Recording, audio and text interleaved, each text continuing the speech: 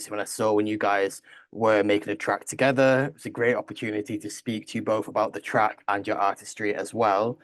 So for the people at home that maybe don't know much about you or your music, maybe you just want to give them a bit of background. So Naveni, should we start with you? Yeah, I'm Naveni. I'm a singer-songwriter slash producer, and I'm based in Switzerland, but my mum's British, my dad's Indian. And yeah, I've been writing music for quite a while now. I've released an album 2022, have my EP coming soon, super excited about that. Yeah, putting quite a lot of music out there. And my most recent single was the one with Argyle together, which was a really special release for me. I'm originally from Scotland, but I'm half Punjabi from my dad's side. I'm also based in Zurich at the moment. And musical style, yeah, I suppose it goes through some changes and it will be as planned. But so far, I kind of did a lot of ballad stuff, moving into more soulful stuff at the minute. But I come from a bit of everything, to be honest. I feel like loads of blues rock, hip hop as influences when I was young. No, I'm happy to be here, mate. Thanks for inviting us on. Both of you, though, I'd say like the musical styles which you've covered, I'd say they're not exactly the norm in the sense that a lot of people, particularly younger artists, will go straight into very much like pop. Like that's kind of the vibe, pop or straight R&B, like that kind of vibe that we hear like in the top 40 sort of thing. But I'd say both of you two have gone down a lot more of a I don't want to use the word sophisticated because I don't think that pop necessarily isn't sophisticated, but I think both of you have definitely gone down a more like, for need of a better word, classical route maybe. Like you've definitely, like you were saying, you've got those blues influences, the bossa nova, all of that. So I'm curious as to how you ended up going down that path. Yeah, I think the song, like for me, it is a mix between pop, R&B, and soul. Um, Actually, for the music I make, I feel like it is more on the pop side. But at the same time, I see where you're coming from. It's yeah, it's got a lot of soul in it as well. And I don't know, I think we really blended our genres together, Argyle. I think this song is really like a mix between both of our styles, which I love about the song.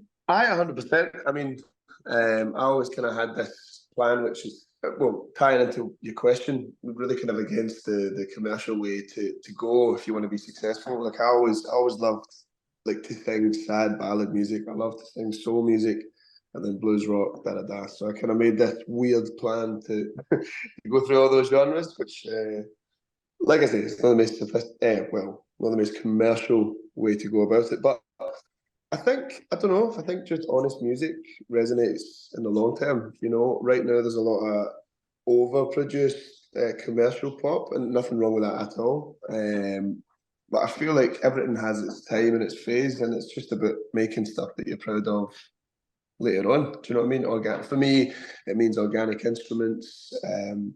Some tracks might need more layers than others, but just honest music, you know, real instruments and lyrics that mean something to you. In terms of this track then for the night, the venue you just said about how it's kind of like a fusing of both of yours as music so far. How did this collaboration actually come about then? Like, did one of you reach out to the other, or was there kind of like, did you already both know of each other? Like, how did that connection end up happening? I think we both played at the same venue at some Like point, and years ago, though, because it's yeah. been a long time coming for us as well. We've always been like, we need to work together. Uh, Yeah, it's been like I've known you, but I haven't actually met you.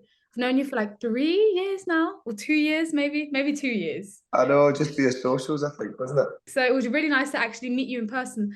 The first time we met in person was the studio session to record the song, and that's the first time I actually met you. So it was so special. Yeah, Oh, that's right. Actually, that's I didn't true. even. I didn't even. It didn't feel like that, I to be didn't feel honest. like that. Felt No, like I I'd known you for ages. think we just clicked, and then I think you texted me, but we were gonna write stuff together anyway. But I think for this song, you reached out to me, and then we went to the studio and recorded the song. So had the writing already happened before then? Like, was that over Zoom or something, or did you write it together as well, or was that with other people? What had happened was there was a songwriting camp a couple of years before, where I had like the chords in my mind, So we already started writing something, which was like basically a draft demo with two other friends of mine. But it kind of was one of those ones that would really need someone perfect to fit the vibe. And obviously, you mature as an artist or whatever, and you think things are not the best and whatever. So at some point, it clicked. I don't know what it was. I thought about, why don't we get NAVENI to come and put her twist on it as well? So we obviously changed a lot of the lyrics, and then the song was born then. So it just worked. It clicked. It went really fast. As soon as we had the first studio session, the song was pretty much almost done. It's interesting as well. I'm curious as to where the inspiration for the song came from as well, because it's very much, I think you guys have described this yourself as it's a kind of like a toxic love affair that it's describing. But then at the same time, like if you were listening to it without listening to the words, it's very much the type of thing that I'd like to have on like on a Sunday morning, like light coming through the windows, like with a cup of coffee, that sort of thing. Very like pleasant, but then obviously what you're describing isn't necessarily pleasant. It's like this toxic thing. So like how did the idea for the actual lyrical content come about? For me, it just felt natural to the chords, to be honest. I don't know why. I mean, it's not a new trick, is it? A happy sounding song with somehow sad lyrics, but I'm not sure. I don't know. It just kind of happened like that. I mean, NAVENI maybe can speak to when we were writing Yeah, the I mean, well, studio. you sent me the demo, and it's like after like 5 seconds of listening to the demo, I was like, oh my God, I just love this tune, the way it was written in the demo version and the feel it gave. And as you say, for me, it's also like a Sunday morning. There's like some sexiness to the song, but it's also very like down to earth and raw. With that, like I love that about the song. And Argyle, if you were the one who had done the original demo, had you always intended for it to be a duet, or was there ever going to be just like a solo release? Well, I didn't really know going into the songwriting session. Well, so it was at a songwriting camp, and the day before, I had already written a really strong song. Actually, it was the Swiss Eurovision song last year. Just And casually so, just drop that in there. well, no, but the thing is that this camp's only 2 days, and it's like we'd already, no, sorry, 3 days, and this was the last day, and it was quite clear for us already. So we're like, hey, let's just mess about, because that's what the camp kind is designed for. And it just so happened the other girl, Taya, who actually went to the Eurovision last year for Austria, she was a great singer. And I don't know why, it worked at the time to have a male and female voice, and that's just what the song turned into. And then that was the problem. I liked it so much, and everybody else liked it so much that it would just be weird to release it without a female voice on it after that. Sure. So I think I finally landed in the right place. I'm happy about it. How did the writing process work between you and Taya? Like, was it just, did it flow? And the demo, like, how did that go? It very much flowed. I think the demo was done in 2 hours, Yeah, something like crazy. that. It was very quick, but it was just the guitar chords. I'd been messing around, pretending I was a jazz guitarist for about, I don't know, a day and a half, and like that was just the first 4 chords that I got really, I don't know, attracted to kind of playing. It almost kind of wrote itself, to be honest. It was done really fast. I love those songs though. I love also when we were in the studio, it's something I recognize because I like working really fast. Like I like writing a song in 1 hour and having it all done at the end of the day and having the mix up next day. Like I love making songs really fast. But in the studio, I did realize like you had a slightly different approach to recording, which was so interesting for me. It was like a bit slower and like so much attention to detail. So much attention to detail. It was insane. Like every little word, because we rewrote the second verse and we rewrote a couple of other things. But yeah, I'm a really quick writer, but you are too. But it's just like the attention to detail. Also with the producer in the room, Tom, it was really interesting for me to work with you, and I appreciated that the input. And actually now, when I'm writing songs, I sometimes like take a bit more. I like take a breath and like Amazing. Yeah, so that was really nice. Oh, that's really sweet. Thank you. I think that's important. That's something I fell into with songwriting more for other people as well, is just realizing kind of what's the point of the song? Why does this line lead to the next line, etc. But like 2 years ago, I probably didn't even do that as much. That's kind of just how this that's how this happened, I suppose. Yeah. Yeah, that's amazing. No, it was good to have you there. The song flowed, but there was also a lot of work that we also put in after as well. Yeah. Recording the vocals, making sure everything fits perfectly, and putting in some new ideas. So yeah, it's like a balance, I think. And it was a really good balance of flow state and just writing and having the demo and everything, and but still putting the work in. Yeah, yeah, exactly. It was fun. Why do I feel like I'm kind of like in like a kind of counseling session? I feel like I'm like a therapist. I'm just kind of just let you go up and just like do your own, you know, when they just let the people just start talking themselves and just figure it out. I'm just doing that. Like I could you talk guys can. forever though. So thank you for giving me so much insight into For the Night. We're gonna give that a play in a bit. But one thing that I also briefly just wanted to touch upon as well, given that both of you are here as well, was the fact that this is a collaboration between two mixed race artists, both half South Asian, half Indian, half Punjabi, and half British or um European. And that's the same as me myself. I am actually also like half Indian, half white, and half Indian on my dad's side. And I was like, right, we've got three of us in a conversation here. Let's just briefly like just touch upon this. So I just wanted to like ask like what's your experience been like, obviously growing up with this mixed identity, either in I'm not sure like Naveni, whether like did you grow up in Switzerland or Yeah. yeah, so growing up in Switzerland or growing up in Scotland and then moving to Switzerland, like what's your own personal experiences been like, and also pursuing a music career as a mixed South Asian person as well? For me, I used to really try to hide that part of me, the Indian side in me, actually, whilst growing up. Um, but now as I started, when I found music, well, I was always making music, listened to music. Oh, I always sang. But when I started writing music, like when I was about like maybe 6 years ago, I think that's when there was a shift within me. And I started to really be proud of my Indian side and celebrate it and show it as well. I think that's definitely something that changed when I started writing music. I don't know if it was actually related to each other or if it was just a process I was going through. But that expression of myself and of my identity and of who I am, it kind of went hand in hand with making music as well. Which I'm really grateful and I'm really thankful that can have different insights in different cultures, and it makes me more open-minded as well.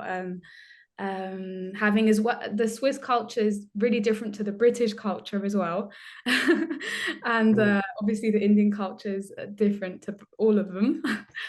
To be honest, musically, it didn't affect me too much until very recently. I started to think in certain ways, but I mean, just in general, growing up in Scotland and being half Indian was quite rough, to be honest, because I grew up in the 90s. There was a lot of racism. You know, it was always a topic. It wasn't necessarily easy, I would say that. And I suppose also I grew up in a Scottish family. Obviously, I'd still see my Indian family a lot and everything, but I feel like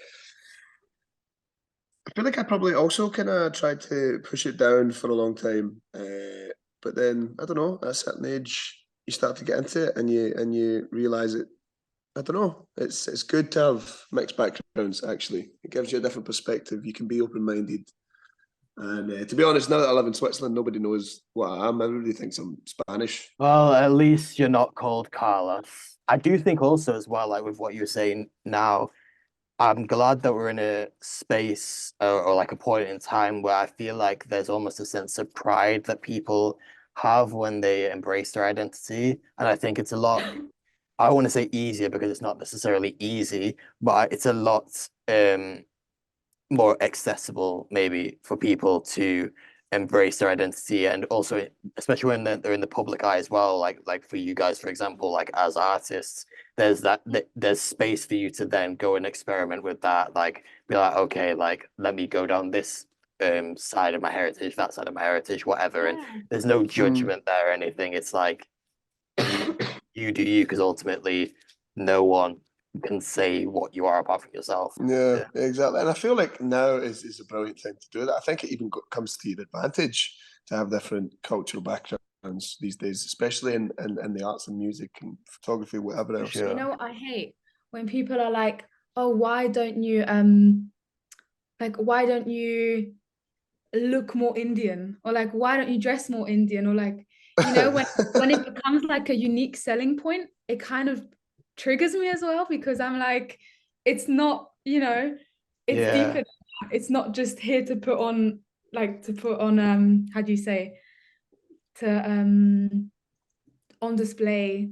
And yeah, that's one point as well that Mm, I've heard a lot of people say, oh, like, why don't you make more Indian music? Well, that's another thing, but especially like visually, like wear more Indian clothes, use it aye, as a selling point, and that kind of annoys me. it's a I think. shame as well because I feel like when stuff like that happens, it also dissuades people from actually wanting to embrace it more. Like it kind of sends them in the other way sometimes, where they're kind of like, I don't want to like really engage with um this Asian side of me because I don't want to be put in a box. I don't want people to just see me as that. So it's a lot easier for me to just remain sort of ambiguous and people aren't gonna like put me in a box, you know what I mean? Which is a shame because ultimately it should be that people are able to like address the Asian side, address just like the music side, whatever, and that'd be fine and no one like just